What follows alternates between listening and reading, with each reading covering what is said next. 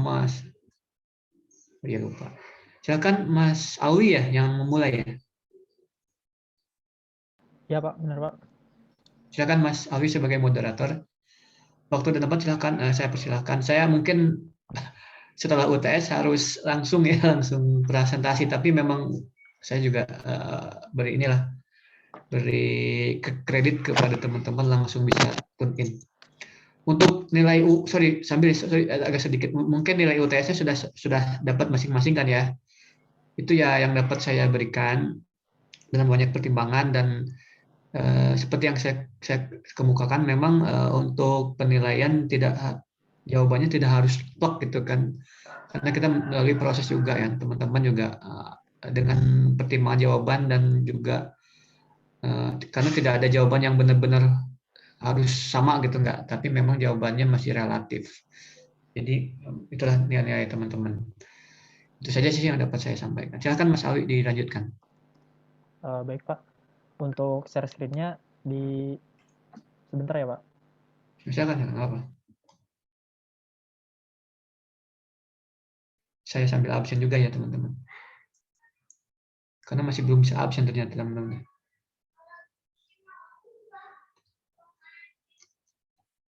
Oke, selagi menunggu share screen dari Ihan, saya buka dulu ya Pak, izin. Silakan. Assalamualaikum warahmatullahi wabarakatuh. Waalaikumsalam warahmatullahi Selamat wabarakatuh. pagi Pak Ervin, teman-teman. Nah, ini kuliah pertama kita perdana di paruh UAS ya, untuk Iya. takdit. Jadi kita santai dulu karena belum ada share screen. Jadi kita buka dulu ya. Nah, ini udah dapat nilai UTS, udah bergembira, kita kan tinggal menghadap UAS lagi. Nah, kita langsung masuk kita ke paparan dari kelompok 2. Paparan kelompok 2 apa sih hari ini? Nah, paparan kelompok 2 hari ini kami akan membahas dan mempresentasikan tentang assignment kelima, yaitu tentang prepaid expense. Apa aja sih prepaid expense? Nah, sebelum menjelaskan atau mempresentasikan tentang prepaid expense, kami akan memperkenalkan diri kami dulu. Oke, bentar ya, kita nunggu share screen dari Mas Ihan dulu.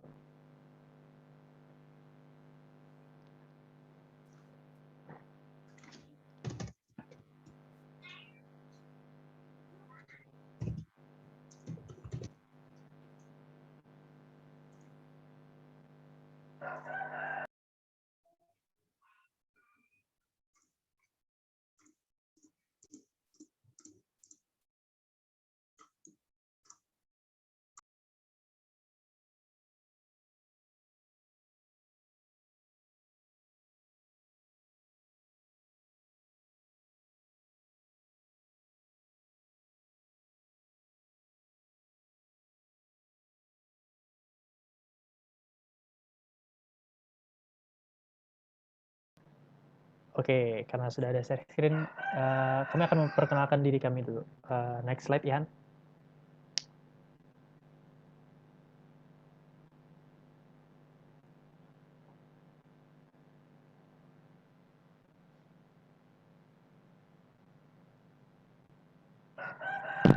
Next slide, Ihan. Boleh di slide berikutnya. Oh iya, sebentar Wi. Ini Oke. layarnya kok nggak mau Oh iya, oke.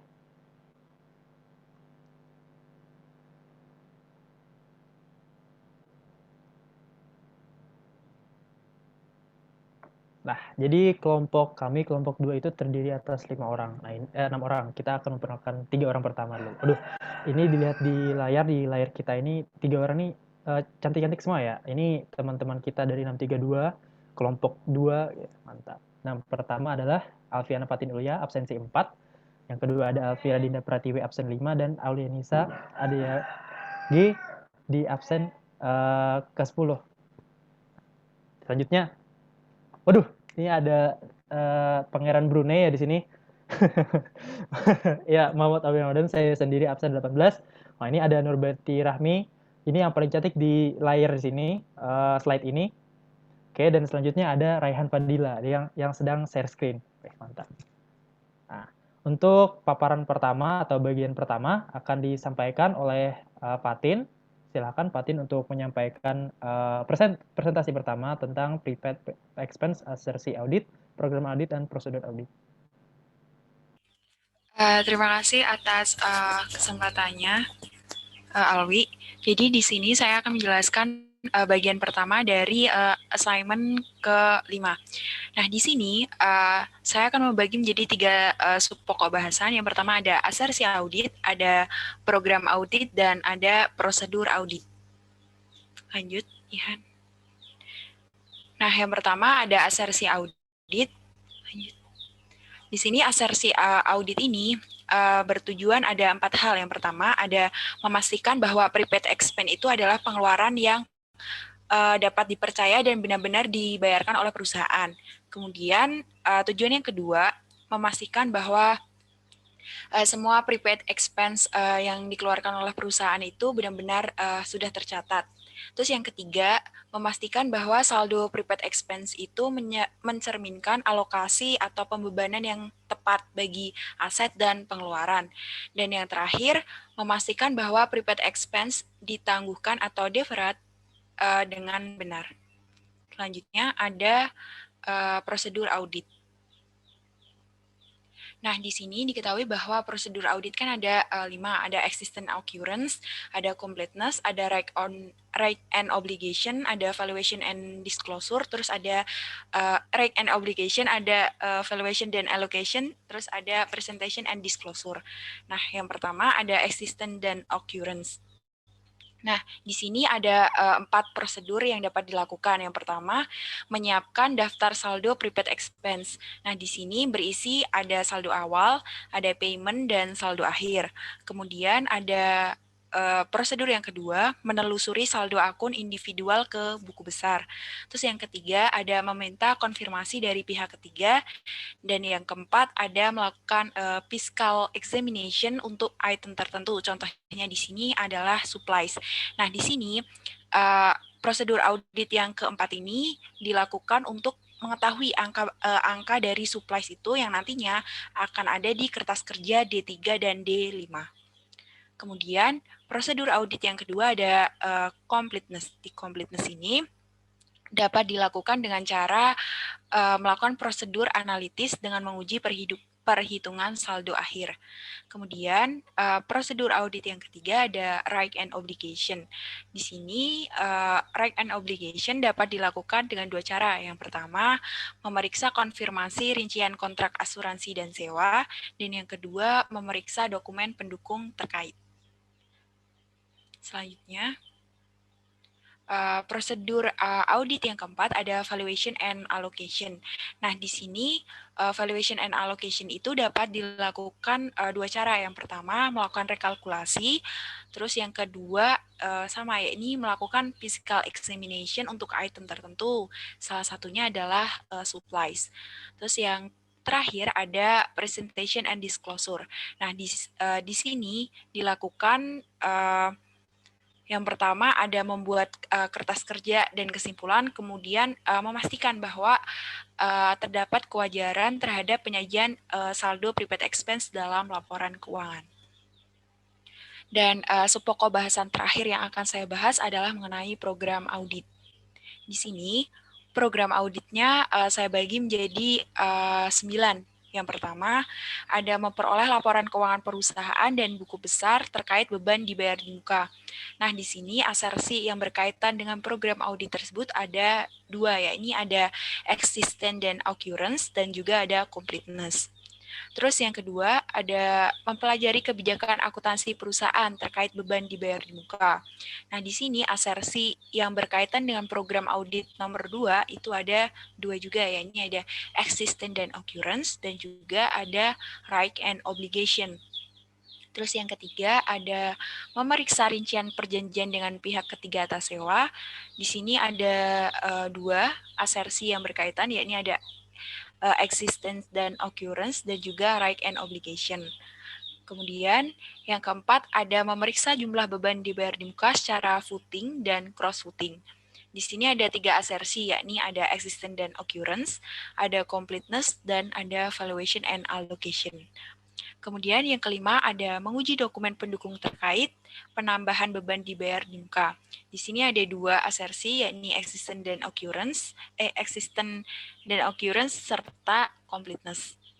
Kemudian yang keenam ada menghitung jumlah amortisasi dan rekonsiliasi dengan akun beban dibayar di muka yang sesuai. Di sini yang berkaitan asersinya ada valuation and allocation. Kemudian ada memeriksa saldo awal dan kertas kerja pada periode yang bersangkutan. Di sini ada valuation and allocation. Kemudian ada melakukan physical examination. Di sini ada dua asersi, yaitu existent dan occurrence, serta di valuation and allocation. Dan yang terakhir, memastikan penyajian akun beban dibayar di muka pada laporan keuangan itu sudah tepat atau sudah wajar. Berarti dia asersi yang terkait adalah presentation and disclosure. Untuk selanjutnya akan saya kembalikan ke moderator. Terima kasih. Baik, Fatin, terima kasih banyak atas presentasinya. Oke, untuk bagian selanjutnya akan kami berikan kepada Dea. Silakan Dea untuk melanjutkan presentasinya mengenai analytical procedure. Maaf Alwi, sebelumnya itu bagianku. Jadi Oh ya, Alvira, maaf Alvira, salah ya. ya, Oke, Alvira silakan. ya. Jadi di sini saya akan menjelaskan tentang analytical procedure perform on prepaid account, yaitu kertas kerja D3. Nah, pertama kita lihat dulu di balance sheet-nya.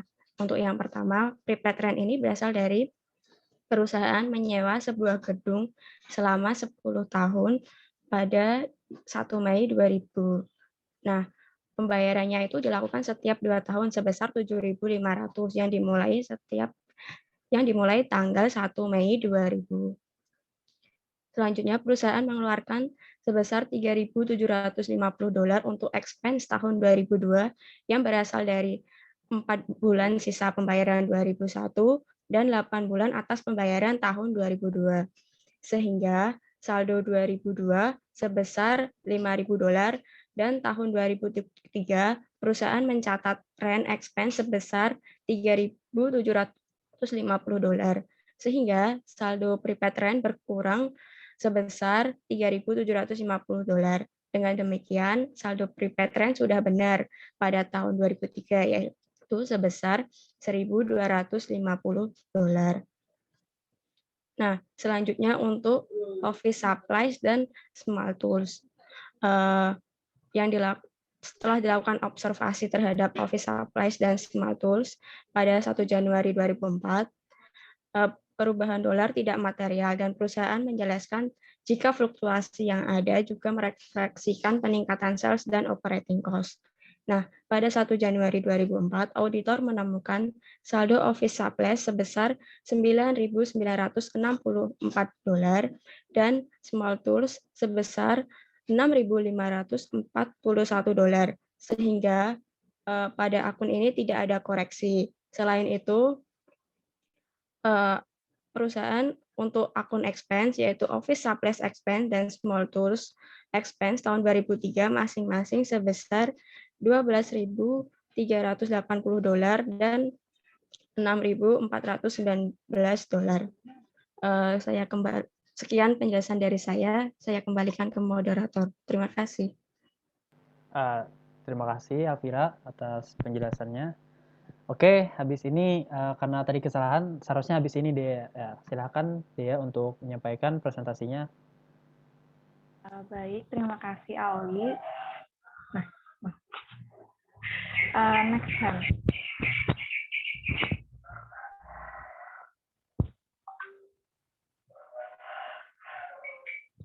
Next hand.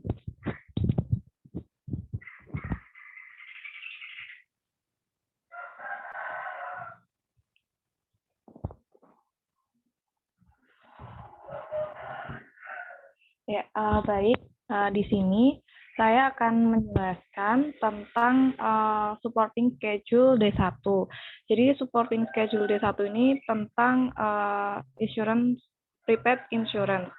Nah, yang pertama ini dalam Apple Blossom terdapat 4 jenis insurer, yaitu Southwestern Fire and Casualty, Outland Insurance, State Mutual, and American Fidelity.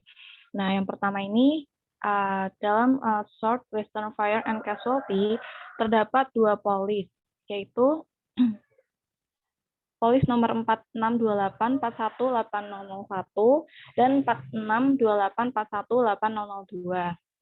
Nah, sebelum masuk ke kertas kerja tahun ini, kita juga perlu mengecek kertas kerja D1 tahun lalu untuk mengecek apakah terdapat saldo prepaid insurance yang masih tersisa. Ihan bisa minta tolong di share kertas kerja tahun lalu, Han. Oh iya, baik.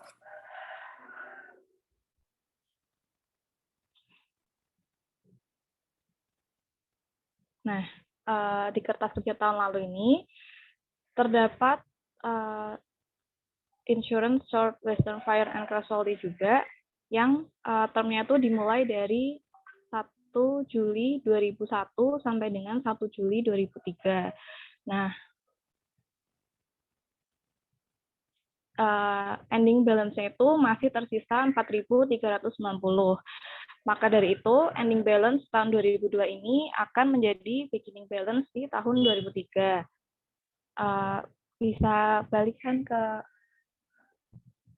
PPT.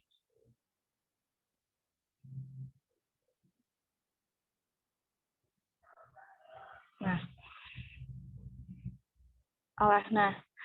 karena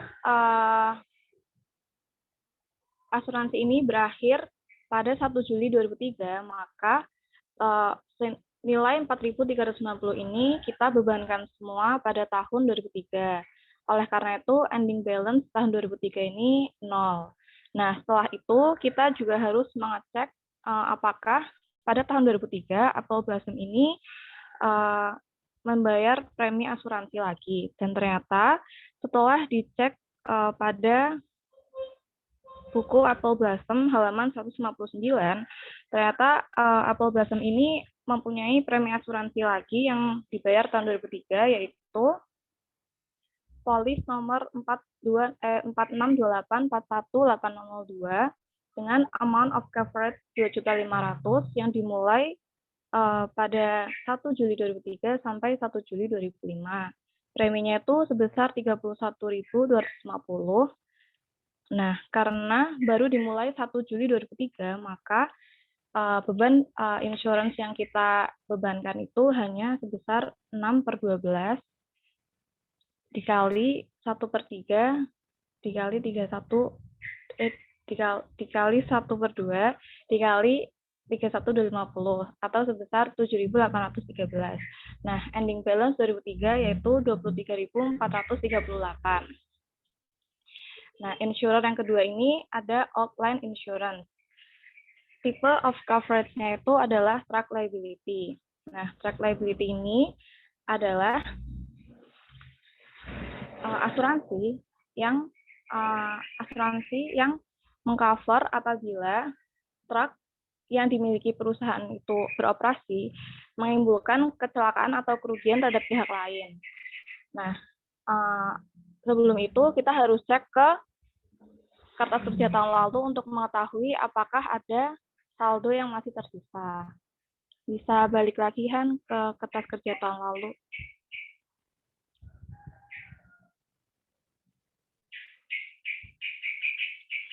Nah, di kertas kerja tahun lalu ini, yang pertama ada 2 polis untuk Outline Insurance, yaitu AB048R2 dan AB0648R3. Nah, untuk yang pertama ini dengan term 31 Maret 2001 sampai 31 Maret 2002, itu tandanya di ending balance tahun 2002 ini sudah 0 saldonya atau tidak ada saldo yang terbawa di tahun 2003.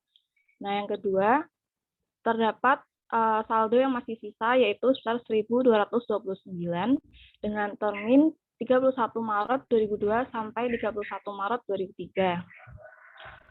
Balik lagi, Han.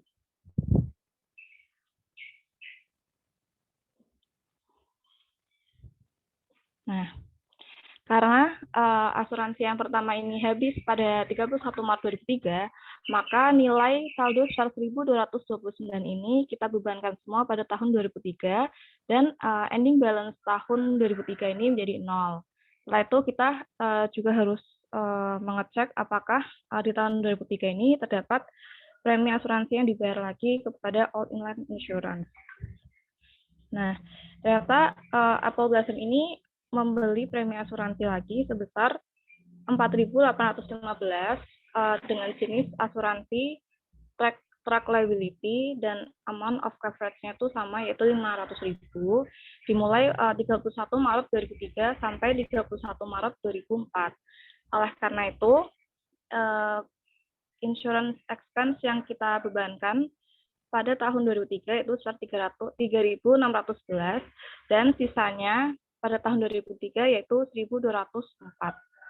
Dan yang ketiga ini ada state manual, state mutual. Nah, di state mutual ini seperti sebelumnya kita juga harus mengecek kertas kerja tahun lalu apabila terdapat saldo yang masih sisa. Han boleh balik lagi, Han, ke kertas kerja tahun lalu.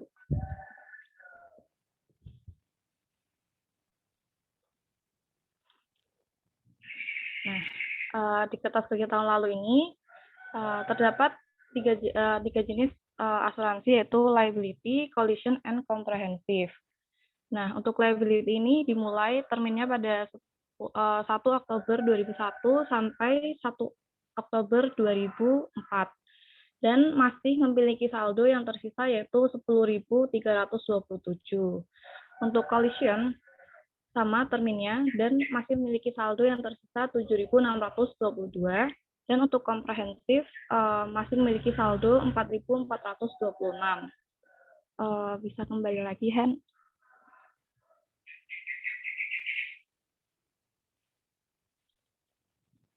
Nah, karena di tahun 2003 itu kita memakai 1 tahun full, maka yang kita bebankan itu tinggal sebesar premi dibagi 3. Maka insurance expense untuk liability yaitu sebesar 5.901, collision 4.355, dan komprehensif 2.529. Sehingga sisa ending balance di tahun 2003 untuk liability sebesar 4.426, collision 3.267, dan komprehensif 1.897. Dan untuk yang terakhir ini terdapat insurer American Fidelity. Nah, American Fidelity ini tipe of coverage-nya adalah Fidelity Bonds on Employee. Nah, apa sih Fidelity Bonds of Employee ini? Fidelity Bonds on Employee ini adalah asuransi yang mengcover apabila ada tindakan fraud atau pencurian yang dilakukan oleh karyawan atau employee sehingga menimbulkan kerugian bagi perusahaan. Nah, sebelum itu kita harus mengecek dulu di kertas kerja tahun lalu apabila ada saldo yang masih tersisa. Bisa minta tolong, Han, ke kertas kerja tahun lalu.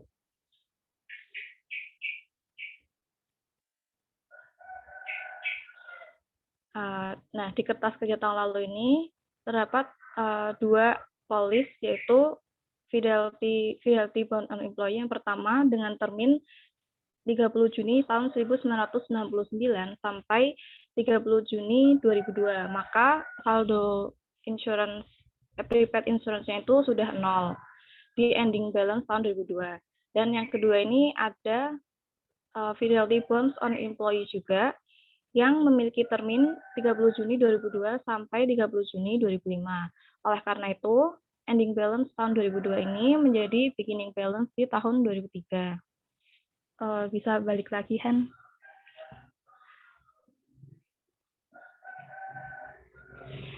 Nah, karena tahun 2003 ini kita memakai 1 tahun full, maka beban asuransi yang kita bebankan adalah sebesar 2.937. Oleh karena itu, sisa saldo Fidelity Bonds on Employee ini adalah sebesar 4.405. Nah, setelah itu kita jumlahkan untuk beginning balance 31 Desember 2002 ini sebesar 35.336. Dan untuk premium paid yang dibayarkan pada tahun 2003 ini adalah sebesar 36.065, dan insurance expense yang terjadi di tahun 2003 adalah sebesar 32.765, dan yang terakhir adalah ending balance 31 Desember 2003 adalah 38.636. Nah, karena jumlah per audit ini tidak memiliki perbedaan dengan Perbook 2003 yang bisa kita lihat di trial balance buku Apple Blossom, maka tidak ada adjusting entry.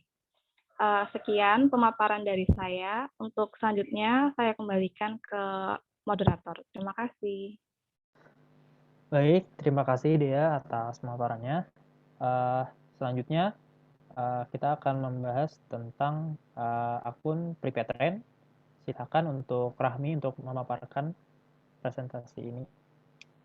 Baik, terima kasih Alwi. Nah, jadi sekarang saya akan melanjutkan pemaparan mengenai prepaid trend dan juga rent expense untuk schedule D4.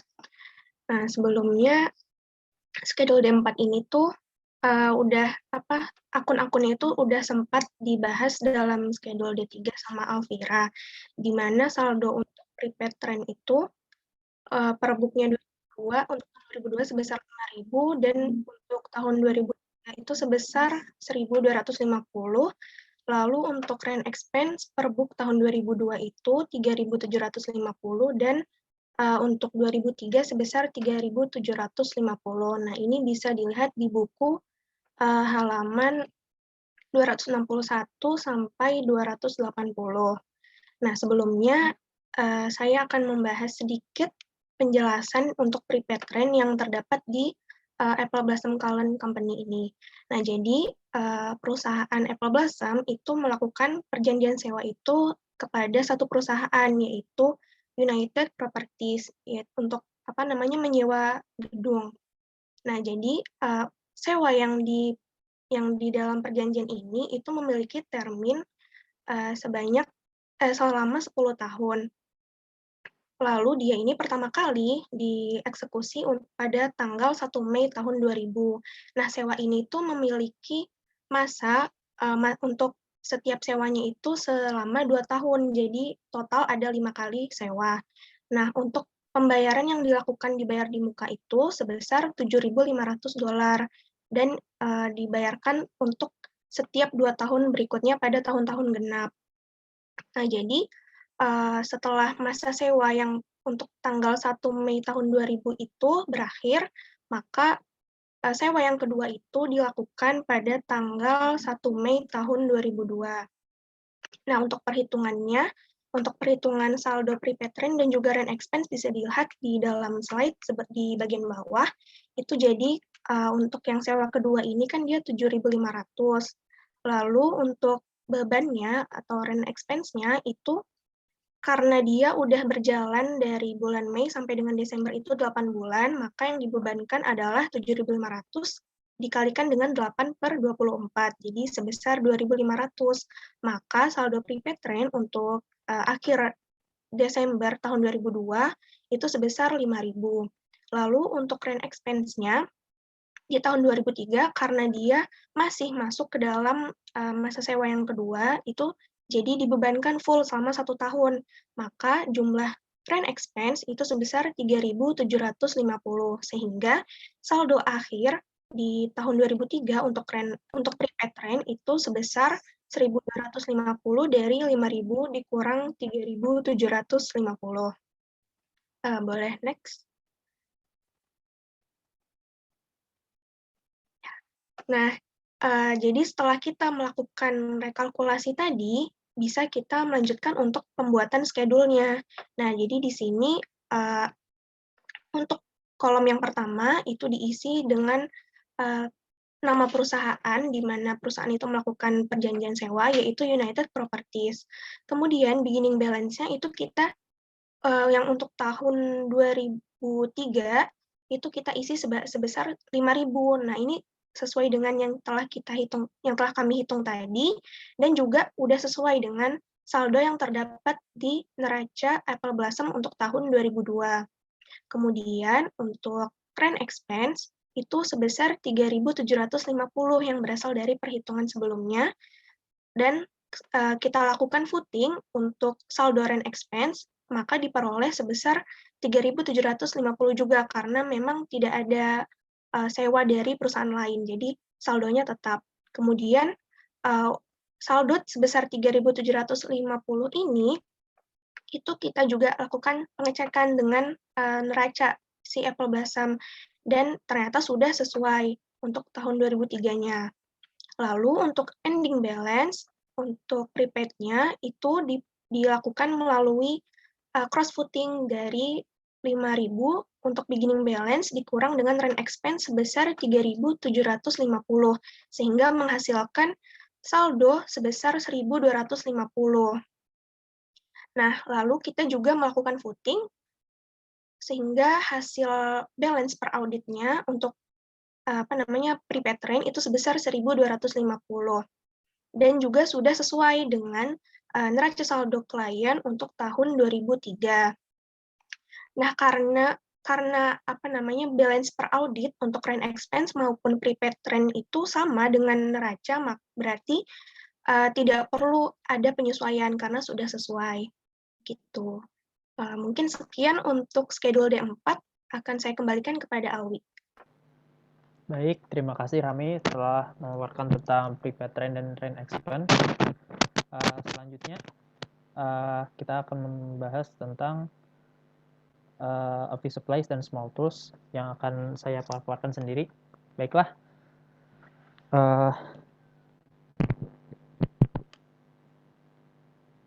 Untuk office supplies dan small tools ini masuknya ke prepaid expense. Kenapa jadi masuk ke prepaid expense? Kita lihat substansinya dulu. Untuk office supplies dan small tools, kita langsung ambil contoh seperti misalkan minuman air mineral di sebuah kantor. Nah, itu kita masukkan ke dalam prepaid expense bentuknya. Padahal dia kan supplies. Kenapa? Karena saat kita membeli minuman air mineral itu belum bisa dibebankan. Karena apa? Karena minumannya belum kita ambil manfaatnya. Nanti di akhir periode kita bandingkan antara beginning dan pemberian atau purchase kita, lalu kita kurangkan dengan ending. Nah, itu kita akan mendapatkan expense yang terjadi, alias sudah berapa air mineral yang kita minum yang sudah menjadi expense gitu. Oke. Untuk office supplies dan small tools yang ada di Apple Blossom, nah kita lihat di sini Apple Blossom purchases office supplies and small tools. The bookkeeper debits directly office supplies inventory and small tools inventory account. Nah, jadi kan dilihat di sana kalau office supplies itu langsung didebitkan, dimasukkan ke akun office supplies inventory dan small tools inventory. Physical inventory of each item is taken year end to determine what balance should be reported in balance sheet. Nah, itu kita lihat kalau physical inventory oleh perusahaan itu dilakukan untuk menentukan berapa balance yang harus dilaporkan di balance sheet. Nah, jadi perusahaan sendiri, si Apple Blossom sendiri, dia melakukan physical inventory nanti di akhir periodenya untuk melihat berapa office supplies atau small tools yang masih tersedia. Nah, lalu dia laporkan di balance sheet. Nah, you were present on January 1st, 2004 to observe the taking of office supplies and small tools inventory and found that supplies count of office supplies and small tools inventory amounted to 9,964 and 6,541 respectively.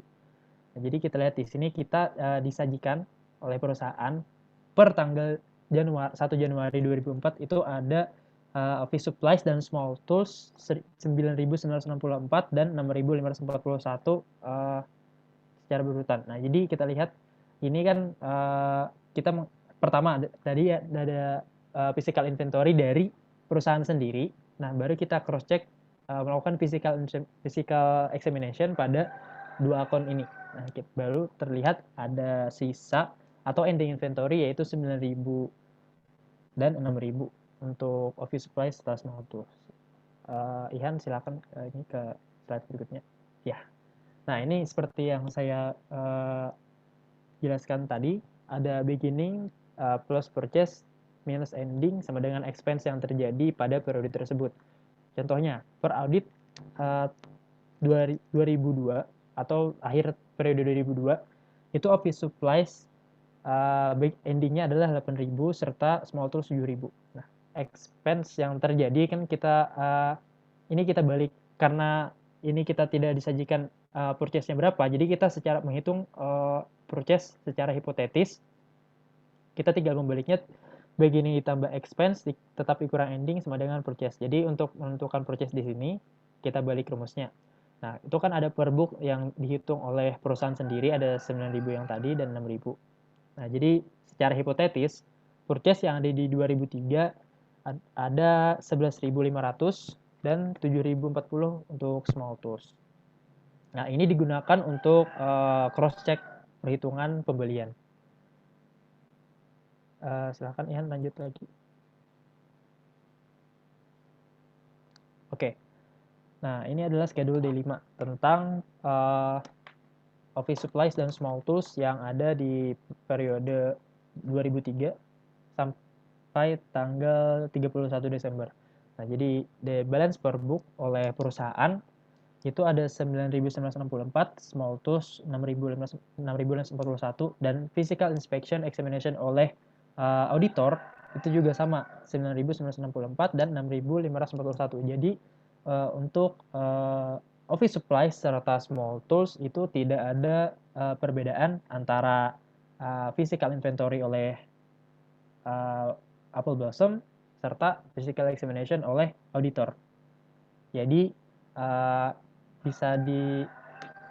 bisa ditarik kesimpulan bahwa Apple Blossom telah menyajikan office supplies dan small tools-nya secara andal.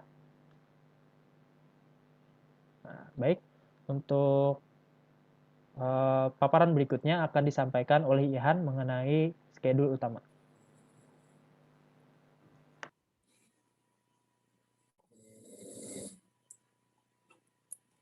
Baik, terima kasih Halwi.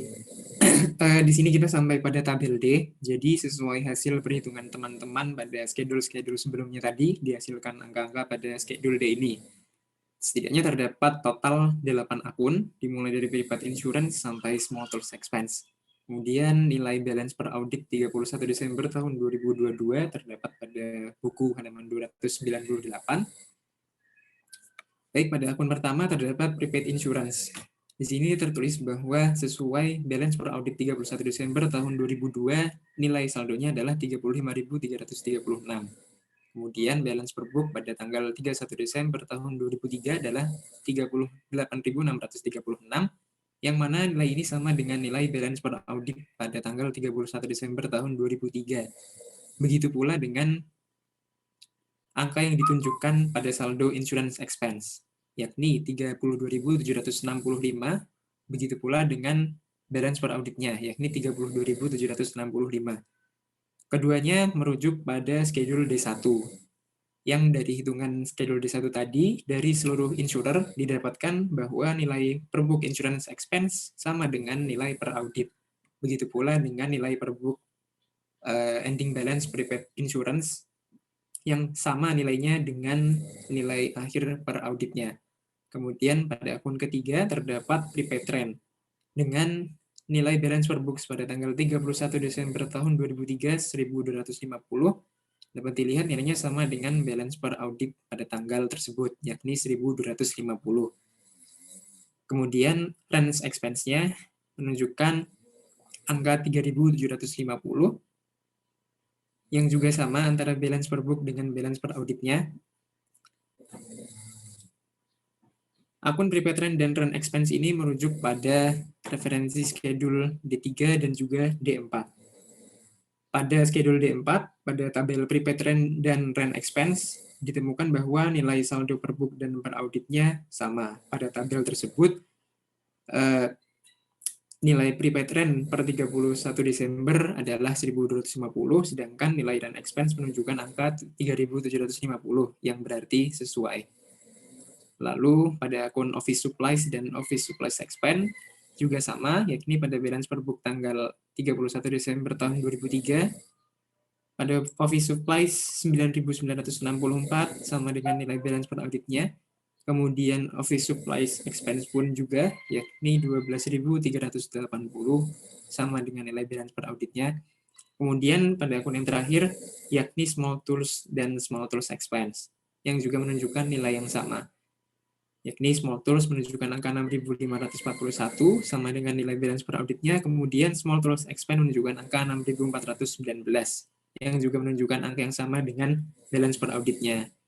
Pada akun-akun Office Supplies dan Small Tools ini merujuk pada referensi tabel D5, pada tabel Office Supplies and Small Tools, yang disebutkan bahwa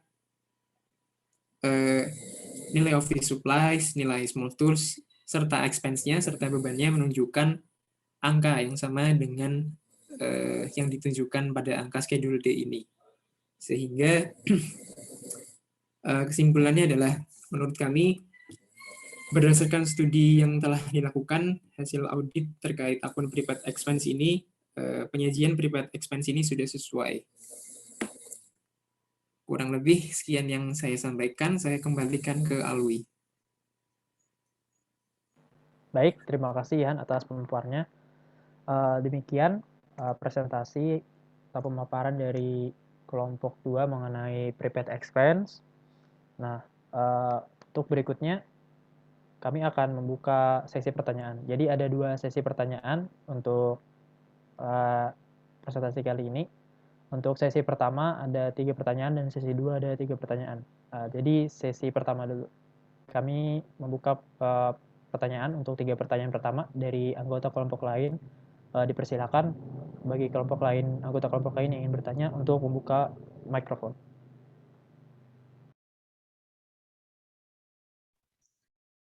Sambil menunggu ya. Oh, langsung ya. Silakan. Ya, Pak. Saya nama Furi Tiara, absen 17 dari kelompok 5.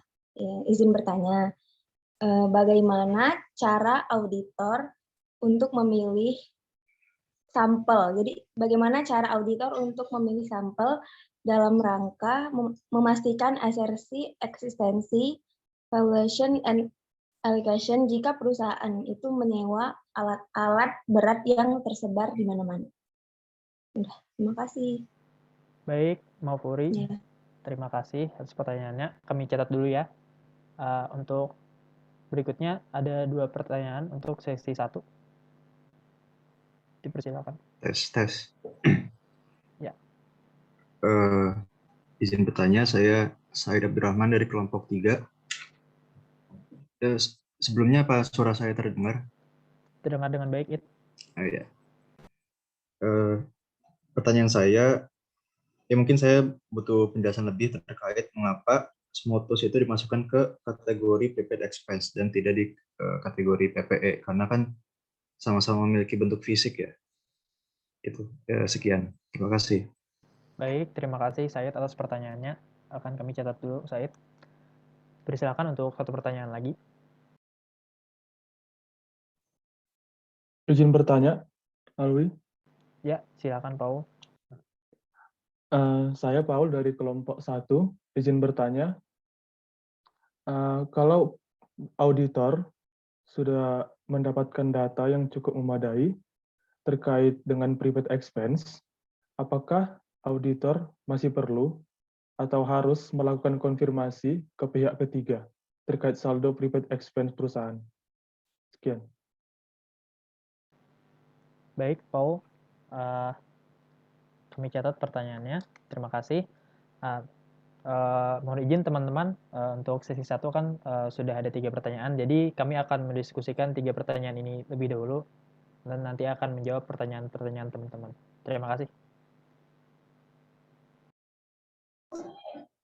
Baik, sambil nunggunya Mas Alwi, mohon izin saya interupsi nih. Baik, Pak. Oke, pertama-tama mungkin terima kasih ya nih kelompok ini clear ya, jadi akhirnya menjelaskannya jelas banget ya dari detail dari awal, mulai dari asuransi sampai dengan yang barusan terakhir. Nah, itu artinya Oh, kita bisa kebayang tuh gimana caranya menghitung fisik berarti. Kemudian gimana caranya mengkategorikan office dan tool-nya kayak gimana. Nanti mungkin jawab ya, nanti kenapa bisa itu dikategorikan seperti itu. Terus konfirmasi kan di situ juga ada ya, perlu enggaknya ini nanti kan dijawab ya kelompok ini ya. Tapi sepengetahuan saya, kalau lihat hasilnya kok kayaknya ini ya, maksudnya banyak yang sesuainya ya, artinya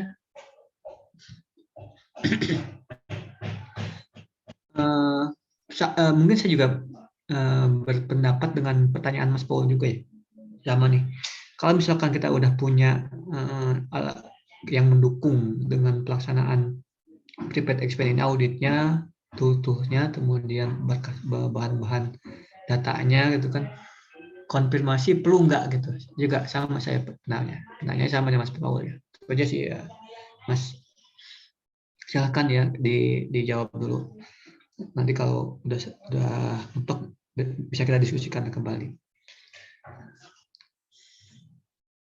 Sudah ada yang menjawab atau masih belum? Masih didiskusikan sedikit, Pak. Oke, siap. Oke, saya lanjut lagi ya, teman-teman. Kalau ngomongin prepared expand, jadi kayak yang dibayarkan dulu ya, istilahnya apa ya? Kita beli barang dulu, tapi penggunaannya nanti kan.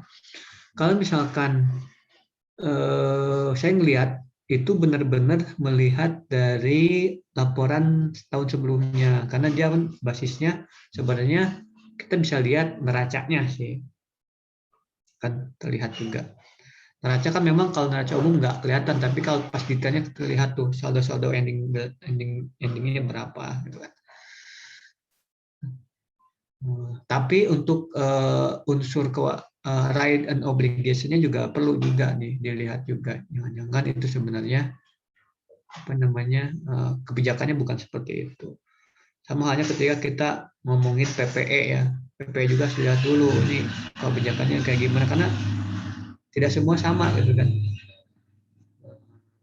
Tanah, mesin itu beda-beda, antara satu dengan yang lain juga beda-beda kebijakannya, itu perlu dilihat juga kebijakan dari akuntansinya.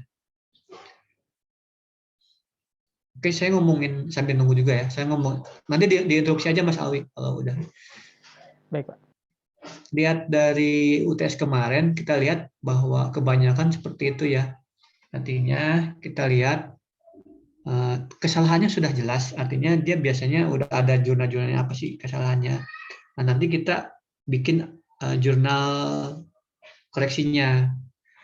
Nah, itu sebenarnya untuk mendukung jurnal koreksi ini kan kita akan melakukan kegiatan-kegiatan prosedur auditnya kan, konfirmasi lah. Nah, kemarin sih banyak yang mengisinya itu semuanya dimasukin gitu Mas. Kan kalau kita lihat misalkan contohnya PPE itu kan dimintanya itu prosedur audit terkait kesalahannya. Kesalahannya apa, kira-kira apa yang akan dilakukan pada saat prosedur auditnya untuk menemukan kesalahan itu. Jadi bukan secara keseluruhan satu-satu, misalnya dari awal sampai akhir gitu kan. Itu yang mungkin beberapa juga miss di sana. Tapi sih kalau dari saya nilainya juga menurut saya sih bagus-bagus kalau menurut saya. Nggak tahu kalau menurut teman-teman. Mungkin bisa dibandingkan dengan yang kelas lain kali ya, saya juga nggak tahu. Saya nggak pernah banding-bandingin itu. Oke, ada lagi? Udah siap nih kelompok 2? Sudah siap, Pak. Oh, silakan. Baik, untuk pertanyaan akan dijawab Fatin. Silakan Fatin untuk membuka mikrofon. Baik, terima kasih Alwi. Izin Pak Ervin, di sini saya akan menjawab pertanyaan dari Paul. Ketika data dari perusahaan itu sudah tersedia atau sudah memadai, apakah perlu dilakukan konfirmasi?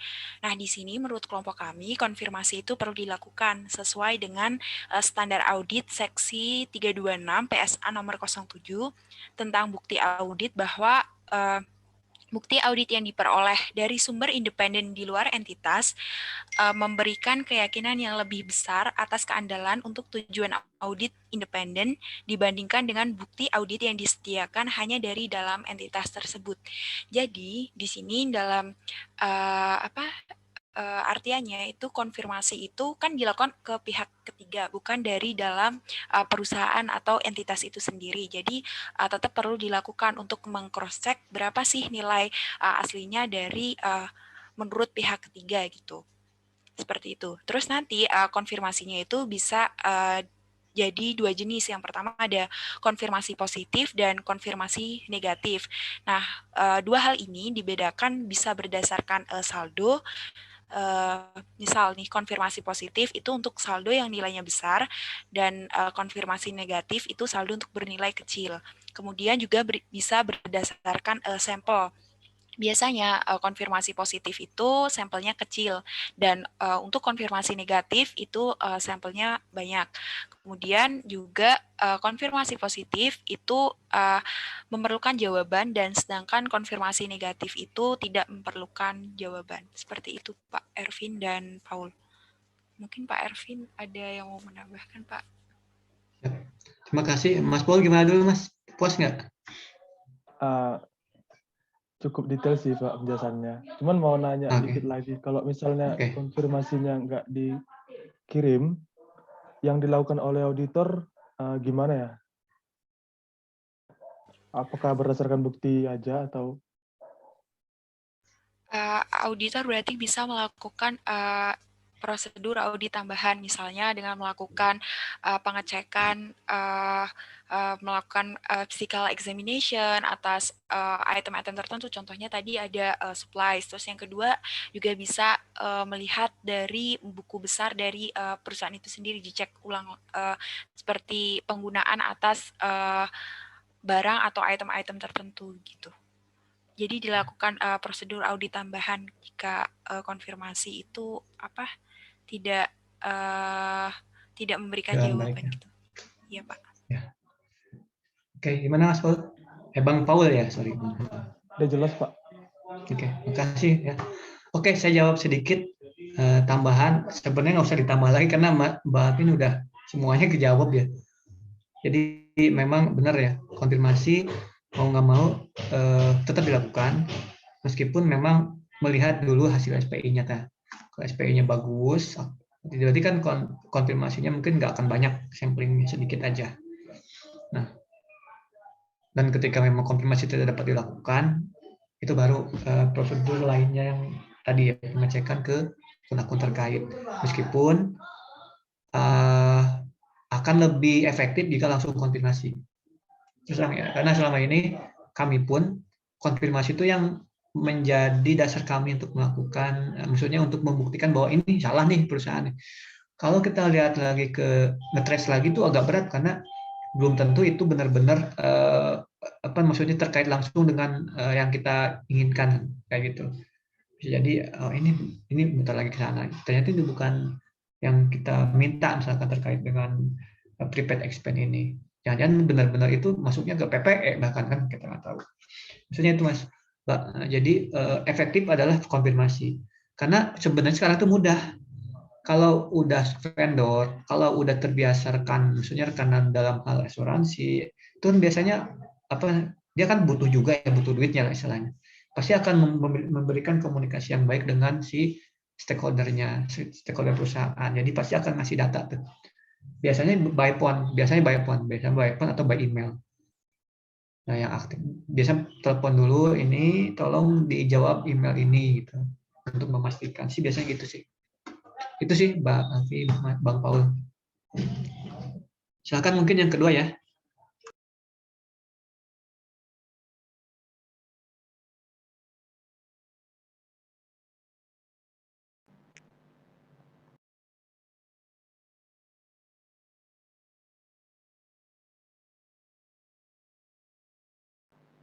Baik, untuk selanjutnya saya akan mencoba menjawab pertanyaan dari Said mengenai small tools, kenapa dia nggak dimasukin di bagian fixed asset. Nah, untuk small tools, kenapa dia nggak dimasukin fixed asset? Biasanya kalau kita lihat dari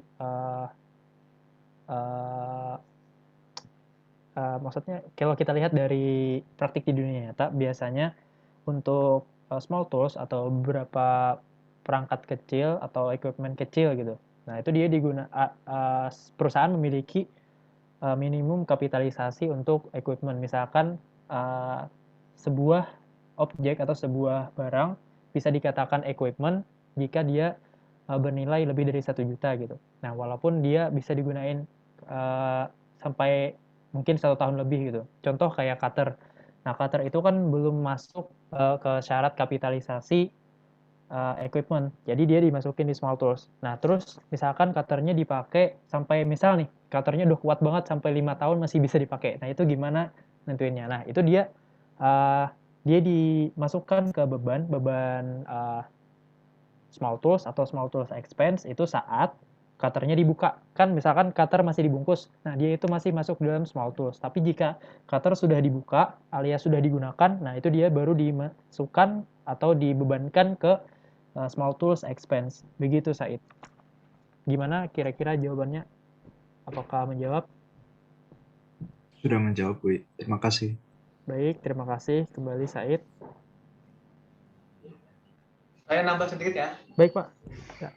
Komentar. Makasih, Mas Pauli, memang benar. Kita nggak bisa, maksudnya dalam sisi apa itu kapitalisasi, aset itu dikapitalisasi atau tidak. Dari sisi habis pakai, mungkin nggak masuk juga ya kalau kayak cutter. Kemudian kayak flash disk itu kan nggak habis pakai. Maksudnya nggak mungkin dalam waktu 1 tahun rusak gitu kan. Jadi betul, makanya waktu tadi saya ngomongin, kita terkait kebijakan perusahaan untuk melakukan mengkapitalisasi. Kalau misalkan flash disk dikapitalisasi akan, ya tahu sendirilah kayak gimana lah dari satu sisinya. Dari sisinya kan bisa aja dia rusak gitu kan, bisa aja kita masih pakai. Bisa aja memang kuat, benar-benar kuat. Kalau cutter mungkin kelihatan ya, cutter itu selama bisa dipakai itu masih bisa. Tapi kalau ya alat-alat elektronik yang kecil-kecil kan itu tetap juga ada yang dikapitalisasi, ada yang enggak. Itu tergantung besaran nilai di perusahaan tersebut dan beda-beda loh. Kita bandingkan misalkan terkait di BUMN dengan di non BUMN perusahaan swasta gitu. Misalkan di rumah sakit lah. Itu kan beda-beda tuh kapitalisasi untuk alat-alat kedokteran. Itu enggak semuanya sama. Karena kita nggak punya standar yang sama, itu tergantung perusahaan. Tapi kayak apa ya yang pasti habis pakai kan kayak alat suntik, itu jelas tuh kan, itu langsung. Tapi yang bisa dipakai lagi kayak apa ya,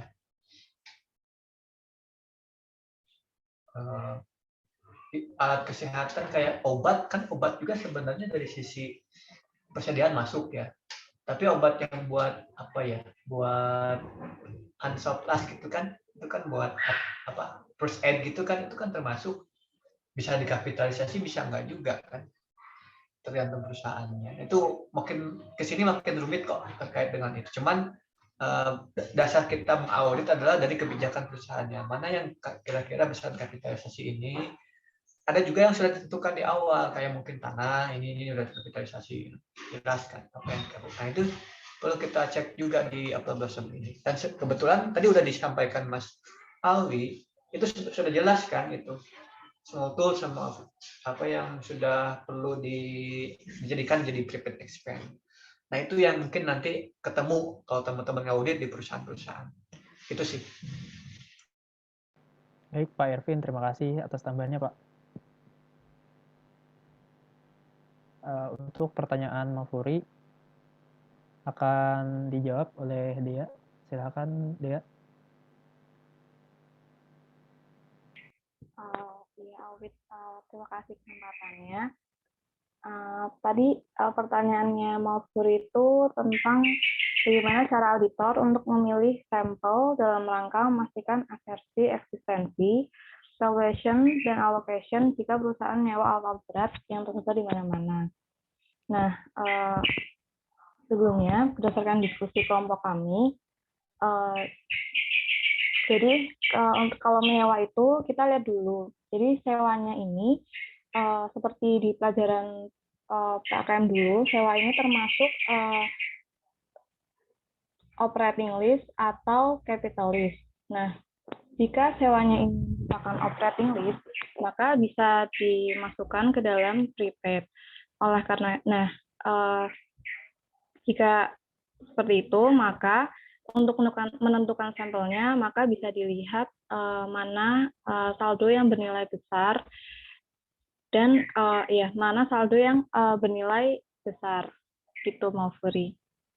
Dan jadi ini menurut kelompok kami, pertanyaan Maufuri ini lebih condong ke audit atas PPE sebenarnya. Untuk Pak Ervin, ini Pak, boleh masukannya. Terima kasih. Ya, terima kasih. Gimana Mbak Tiara? Iya Pak, sudah Pak. Terima kasih, mungkin tambahan sedikit. Terima kasih Inisa. Jadi benar, memang kita kan udah belajar terkait dengan operating list sama kapitalis ya. Teman-teman juga udah tahu bagaimana presentasinya. Itu memang diatur di awal ya. Kita bagaimana cara kontak kita, apakah itu operating dan dapat jadikan kapital awalnya atau memang dari awal kapital. Itu pun kebijakannya kita lihat nih. Tapi memang auditnya masuknya audit PPE ini masuknya. Nah di sini yang ada pun yang keren di sini adalah benar-benar yang hanya sewa untuk dijadikan beban. Oke gini deh, paling gampang itu sekarang itu karena konsep office minimalis ya di semua tuh baik dengan tidak membeli barang, maksudnya VP enggak, rata-rata perusahaan itu menyewa rata-rata perusahaan. Contohnya ya di kantor saya juga, di kami tuh meskipun ya kantornya kayak pemerintah lah ya, tapi kita nggak beli gitu kan, kayak printer gitu kan, kita nyewa. Dan itu udah bisa gitu, maksudnya kenapa kita sewa, kita pro kontranya. Kalau kita beli, pertama maintenance-nya, kemudian kita nanti nilai sisa asetnya, kalau mau kita jual kan susah tuh. Nah, oleh karena itu juga dari sisi perawatannya kalau udah beli tuh ya kita sendiri lah kayak gimana. Yang udah di kantor itu dibeli itu pasti akhirnya hancurnya cepet gitu kan. Bahkan setahun juga udah rusak. Nah, kalau sewa itu lebih meskipun manjang artinya akan terus bayar sewa, tapi maintenance-nya terjaga.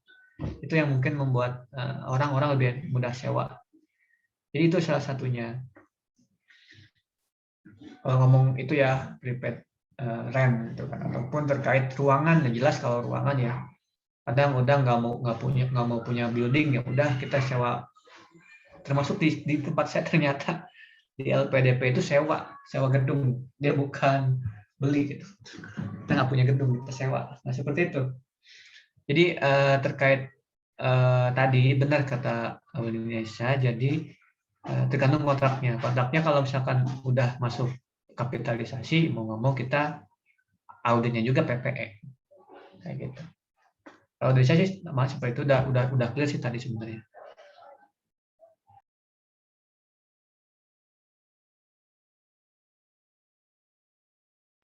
Baik Pak Ervin, izin Pak untuk membuka sesi 2 untuk pertanyaannya Pak. Ya kan, mungkin 1 atau 2 kali ya. 1 aja kali ya, sorry nih, biar saya sedikit ada waktu buat nerangin sedikit aja. Oh baik. 1 lagi ya. Pertanyaan terakhir dari teman-teman, apakah ada yang ingin bertanya?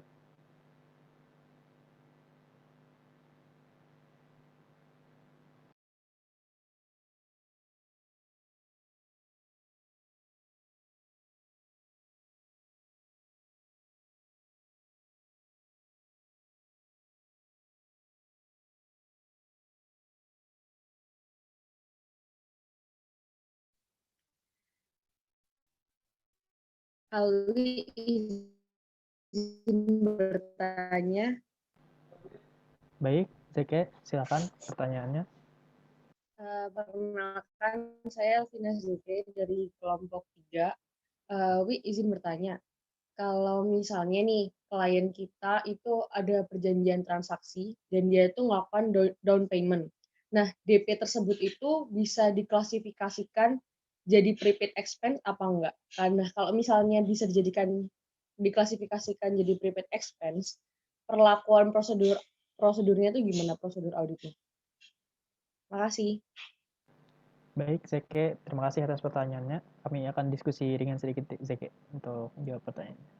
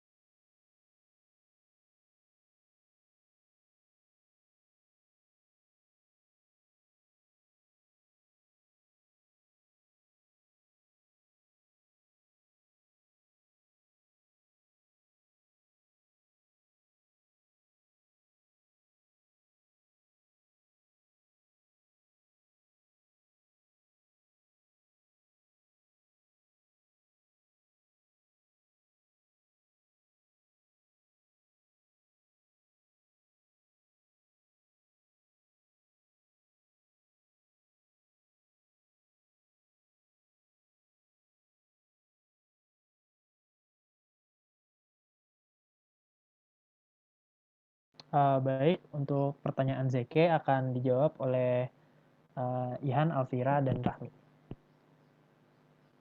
Persilakan.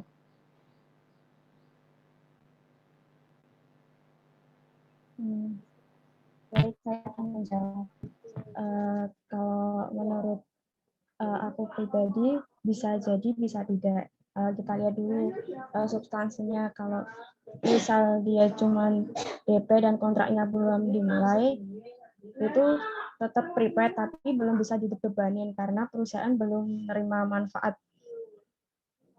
Mungkin bisa ditambahkan oleh Rahmi atau Ihan. Terima kasih. Izin menambahkan untuk Alvira, jadi benar kalau misalnya itu tergantung substansinya masing-masing. Karena kalau misalnya dia DP dan belum dilakukan kontrak, maka belum bisa diakui sebagai beban. Tapi itu juga seperti contoh yang untuk sewa untuk alat berat, itu kan juga kasusnya sama ya, bisa terdapat DP juga. Nah, tapi dia juga diklasifikasikan lagi, dia itu termasuk untuk sewa yang capital atau dia yang yang operating lease. Nah, kalau misalnya dia udah sewanya operating lease dan juga sudah berjalan, maka bisa menjadi beban. Kalau misalnya belum, berarti juga termasuk prepaid gitu. Mungkin Raihan ada yang mau ditambahkan?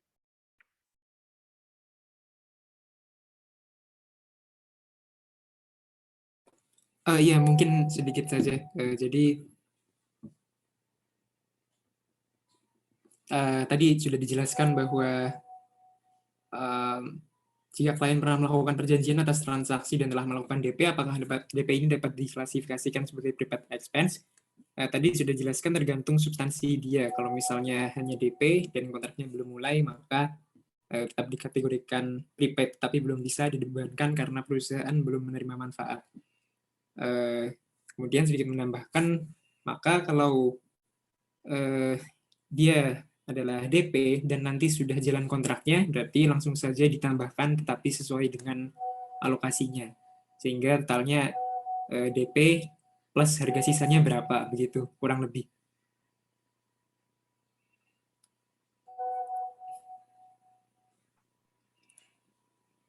Ya, cukup kayaknya. Gimana Mbak JG? Iya Pak, sudah jelas. Terima kasih teman-teman kelompok 2. Terima Baik, kasih ya kelompok 2. baik, sama-sama Pak. Izin Pak untuk menutup presentasi kami Pak. Silakan. Baik, demikian adalah presentasi dan tanya jawab dari kelompok 2 mengenai prepaid expense. Terima kasih kepada Bapak Evin dan teman-teman sekalian yang telah berpartisipasi di presentasi kami dan diskusi kami hari ini. Kami mengucapkan maaf jika ada kesalahan kata atau beberapa pertanyaan yang belum terjawab. Untuk itu kami izin untuk menutup diskusi dan presentasi kami hari ini. Assalamualaikum warahmatullahi wabarakatuh. Saya izin untuk mengembalikan ke Bapak Ervin. Waalaikumsalam warahmatullahi wabarakatuh. Terima kasih kelompok 2, Mas Alwi dan teman-teman. Saya puas banget, maksudnya teman-teman bisa jawab semua nih pertanyaannya. Tidak ada yang tidak, jadi saya hanya menambahkan sedikit sebenarnya. Makasih banyak ya untuk kelompok 2. Baik, kita lanjut ya teman-teman paparannya. Kan tadi sudah baru dari sisi prakteknya, sekarang paparannya sedikit. Share screen. Kita lanjut ya sampai jam 9 lah ya, nggak akan lama-lama kok, tenang. Yang mandi nanti bisa mandi. Baik, selanjutnya lanjut lagi kita paparkan. Kok kelihatan ya? Ini kali ya. Nah ini. Sebenarnya kalau kita lihat balik lagi jenis akun yang akan kita audit adalah hal seperti ini. Sewa itu kan banyak ya. Terutama sewa yang dibayar di muka tentunya. Semua sewa dibayar di muka masuk sini. Kecuali memang yang dikapitalisasikan nantinya. Tapi itu pun tetap di awal selama belum jadi kapitalisasi tetap sewa. Kemudian asuransi jelas pasti, kalau rata-rata asuransi itu pasti dibayar di muka ya, jarang sekali dibayar di akhir. Paten termasuk nih, paten juga nih teman-teman. Paten kita beli paten ya, tetap digunakannya nanti. Oke, selanjutnya kalau beli paten ini kalau bikin bisa juga, ini siklusnya. Nah, adapun beban dibayar di muka ini nih, sorry. Ya, tadi masih awal ya. Ini hak cipta pun sama ya. Kalau kita mau beli ya, nanti dibayar di akhir. Kemudian brand juga sama ya. Kalau kita franchise juga gitu kan, beli dulu kan. Lalu kita dipakai. Sewa dibayar di muka jelas tadi. Biaya organisasi itu yang tadi di ATK. Operasional lah istilahnya, tapi yang tidak di PPE-kan untuk pembelian PPE-nya. Ini jelas, nggak usah dibahas lagi. Ini pun sudah ya. Pengendalian utamanya biasanya dari awal untuk asuransi itu pada saat pembelian, registernya yaitu pada saat prosesnya tahun berapa itu bukunya di situ sampai penghapusan bebannya tiap tahun ada. Ini teman-teman bisa, sebenarnya udah ada, saya sih nggak akan masukin lagi karena teman-teman sudah ada di prosedur tadi ya. Jadi sebenarnya hanya teorinya, teori yang kemarin mungkin di awal-awal ngomongin terkait dengan auditing sektor private-nya, komersial. Oke, nah, mungkin yang perlu difokuskan adalah bahwa pengujian ini tetap fokusnya asersinya apa aja itu juga perlu dilihat. Cuman gini, kalau saya lihat ya, kalau lihat soal-soal ujian itu rata-rata mereka nggak ngomongin asersi loh, mereka langsung ke prosedur gitu kan. Jadi mau nggak mau kita coba reka-reka tuh asersinya apa. Karena atau di soal itu biasanya langsung prosedurnya apa, bukan kesalahannya ini. Padahal yang paling penting itu ya ini asersinya apa dulu. Jangan-jangan kita kan sebelum audit pasti ada dulu tujuannya apa sih audit ini kan. Kalau dari soal rata-rata kan itu hilang tuh biasanya nih. Tiba-tiba melakukan audit persediaan atau PPE tahun ini segini sampai gini, kemudian ini informasinya kesalahan-kesalahannya. Nah, kita sebutkan contoh prosedurnya. Ini harusnya dilihat dulu ini apa sih prosedurnya. Prosedur ini untuk apa? Beda kan, soalnya eksistensi sama right and obligation itu beda juga. Itu yang perlu dipahami juga teman-teman. Nah, termasuk cut off juga jangan. Ini termasuk cut off tuh, oke dia nggak masuk yang 5 itu ya, 5 ACC wajib dari sisi transaksi.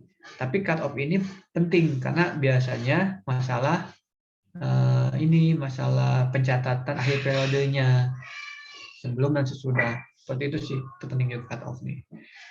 Kemudian pendekatan sama ini. Nah, prosedur analisis ini kayaknya biasanya tiap tahun ada ya. Soal itu bagaimana prosedur analisis itu apa untuk apa, ini perlu teman-teman juga dikaji lagi. Kalau misalkan tapi intinya gini, kalau prosedur analisis teman-teman cari membandingkan aja, bandingkan dari yang current sama yang tahun sebelumnya untuk aset tertentu. Nah di situ biasanya kan kesalahannya ya beban akunnya sama-sama nggak jauh beda sih. Salah situ. Kemudian neracanya dan maksudnya beban kan di laba rugi, kemudian di neracanya gimana itu juga kadang nggak sama nilainya, padahal mungkin dari satu akun yang sama.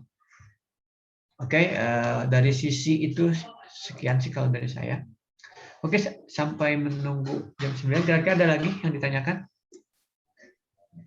Izin bertanya, Pak. Silakan. Oke, Bang Paul lagi, silakan.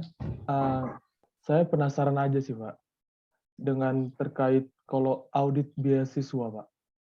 Kan seperti kita ketahui kalau misalnya ngomongin audit. Oke, siap. Lanjut, Mas. Nah, kalau misalnya audit beasiswa yang program pembibitan, misalnya kayak kami kan Pak Stan, kan setelah selesai pendidikan, kan ada masa minimal mengabdi. Kalau kami D3, 10 tahun. Nah, biaya-biaya selama beasiswa itu, apakah dialokasikan sebagai prepaid, expense, atau aset dia, Pak?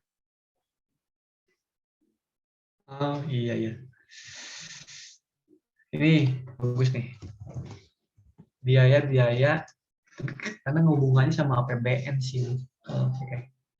Soalnya kan Pak, bukan hanya Kementerian Keuangan, kayak misalnya Sinarmas. Iya, benar. Saya juga pernah dengar ada beasiswanya gitu, Pak.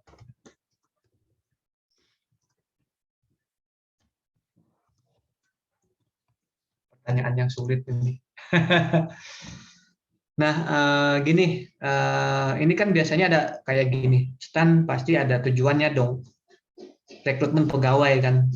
Di kami, terutama di pemerintahan. Nah, meskipun sekarang berubah ya dari kami yang minta, yang adanya tiba-tiba yang disesuaikan dengan kondisi. Kalau menurut saya, mungkin bisa diskusikan juga ya teman-teman nih. Kalau biaya beasiswa, ya mungkin kayak di LPDP ya, kalau di LP umum sih, dia beasiswanya secara umum ataupun yang targeted PNS dan sebagainya. Itu pastinya sudah dianggarkan di awal dari sisi penganggaran ya. Dari sisi penganggaran dan tujuannya sudah jelas tujuannya apa.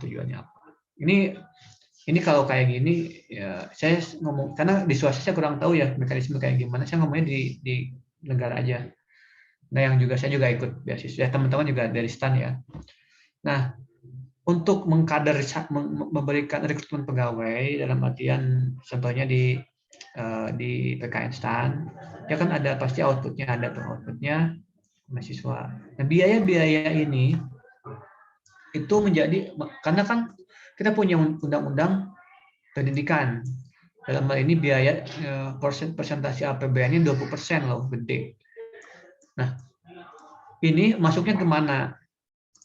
Apakah beban itu kan? Karena kan kayaknya kalau beban saya masih kurang yakin gitu jadikan beban. Atau maksudnya prepaid expense gitu. Masa sih kata? Kalau masuk prepaid expense, saya nggak yakin masuk. Dia masuknya investasi. Bisa masuk investasi ke jangka panjang. Tapi bentuknya kayak teman-teman kalau misalkan melakukan investasi ya, program gitu bentuknya, itu dimasukinnya ke prepaid expense nggak? Kira-kira?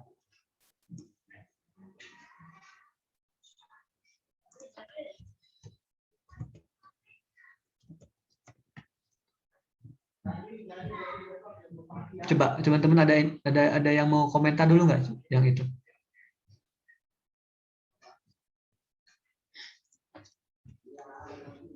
Langsung ke investasinya nggak sih, Pak? Ya?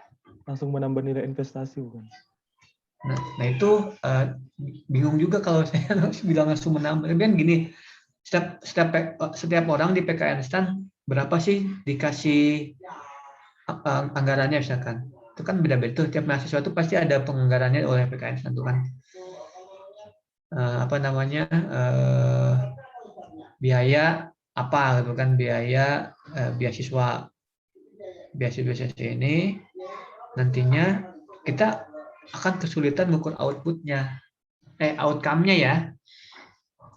Kalau misalkan beda sama investasi di pasar uang ataupun modal ya. Kalau kemarin kan jelas ya, investasi di saham ataupun apa yang itu hasilnya ada berapa returnnya. Nah kalau ini pasti ada juga perhitungan returnnya untuk pemerintah lah istilahnya. Nggak tahu ya kayak gimana outputnya, pasti ada perhitungannya karena dia basisnya outcome kan. Jadi minimal menjadi gini, inputnya adalah uang. Inputnya itu pertama ya teman-teman bayar uang kan ya, uang itu masuk salah satu sumber dananya, ditambah dengan karena BLU ya, penghasilan BLU. Tapi dari sisi pembiayaan untuk mahasiswa selama mahasiswa itu kan juga termasuk nggak mungkin masuk beban. Kalau beban kan harus ini ya.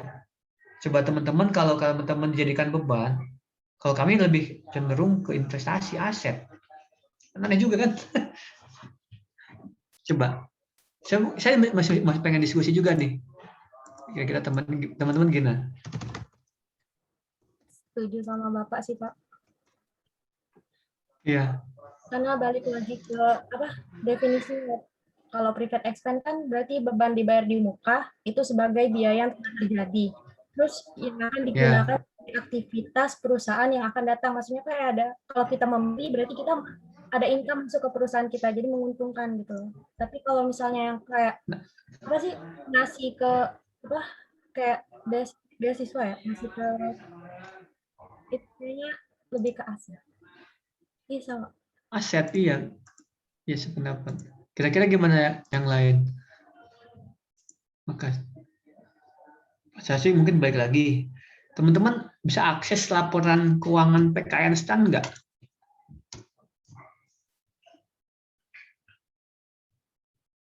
Kayaknya masih harusnya ada ya laporannya ya. Nanti saya cek lagi deh di sana. Apakah tercantum gitu kan pembiayaan biaya mahasiswa itu maksudnya kayak gimana? Tapi kalau aset juga bingung karena ya, dengan posisi sekarang teman-teman oke lah. Jadi pemerintah bukan PKN STAN ataupun bukan Kementerian Keuangan karena kan saya nggak tahu teman-teman di nanti bakal ditaruh di mana kan, di Pemda kah? Ada klausul ke Pemda nggak? Ada Pak, dan terpampang jelas Pak kemarin.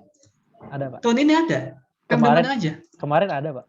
Kemarin itu ada Pemprov Jawa Barat, Jawa Timur. Kalau Pemprov Jawa Barat mah aman. Kalau saya sendiri ya. Kalimantan, Pak. Hah? Kalimantan? Iya, Kalimantan, Pak.